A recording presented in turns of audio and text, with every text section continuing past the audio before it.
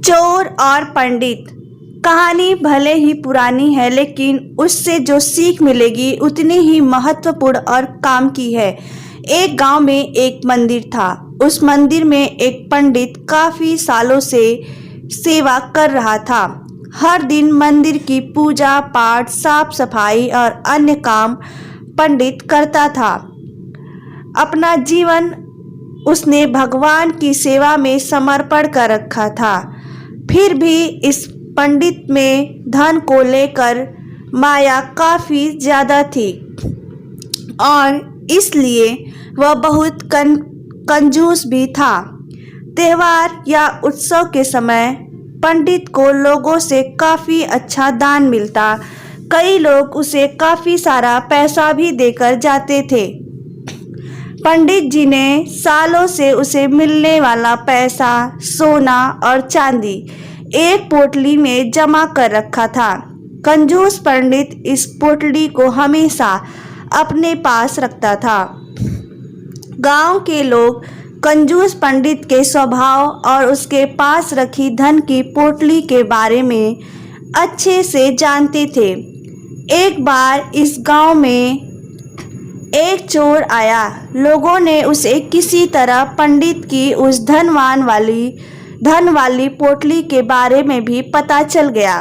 चोर ने इस पोटली को चोरी करने का मन बनाया। उसने पंडित पर कई दिनों तक नजर रखी, लेकिन उसे एक भी मौका उस पोटली को चुराने का नहीं मिला, क्योंकि पंडित एक पल के लिए भी उस पोटली को अपने से जुदा नहीं करता था। चोर हार मानने वाला नहीं था। उसने एक योजना बनाई। चोर ने पंडित का शिष्य बनकर उस पोटली को चुराने का तय किया।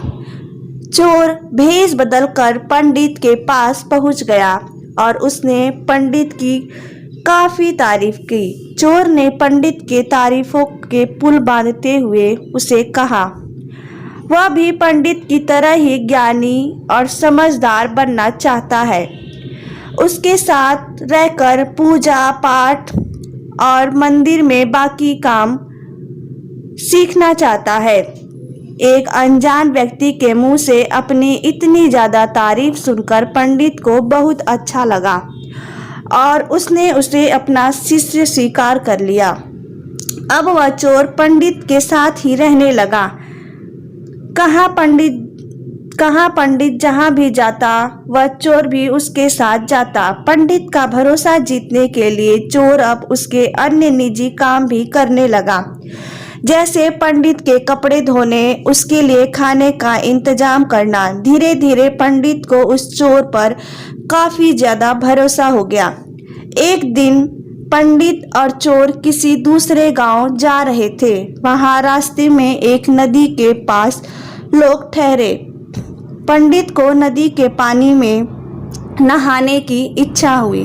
पंडित ने अपने धन की पोटली चोर के पास रखते हुए उसे कहा कि मैं नदी में नहाने जा रहा हूँ। चोर इतने दिनों से इसी मौके की तलाश में था। पंडित जी जैसे ही नदी के पानी में नहाने के लिए गए, चोर उसकी धन की पोटली लेकर वहां से भाग गया। दोस्तों, हमें विश्वास करना चाहिए।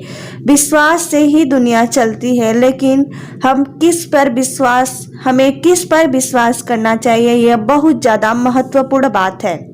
हम किसी ऐसे अनजान व्यक्ति पर बिल्कुल भरोसा नहीं कर सकते जिसे हम अच्छे से जानते ना हों, जिसके बारे में या जिसके भूतकाल के बारे में हमें कुछ ज़्यादा पता न हो।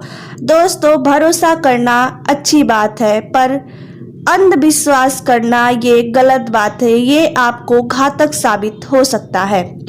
आपकी क्या राय है, हमें कमेंट के माध्यम से जरूर बताइएगा। अगर ये आपको कहानी अच्छी लगी हो तो कृपया वीडियो को लाइक करिए। चैनल पे नए हैं तो चैनल को सब्सक्राइब करना बिल्कुल ना भूलें।